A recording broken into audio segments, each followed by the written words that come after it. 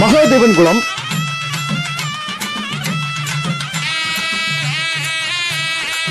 நதியூற்று நால்கால் மண்டபம் அருள்மிகு ஸ்ரீ சுடலைமாட சுவாமி திருக்கோவில் ஆடி பெருங்கொடை விழா 2025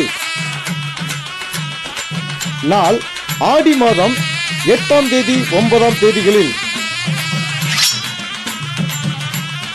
ஆடி மாதம் 8ஆம் தேதி 24/7/2025 வியாழக்கிழமை மாலை 6 மணி திருவிளக்கு பூஜை, இரவு 9 மணி மாக்காப்பு பூஜை.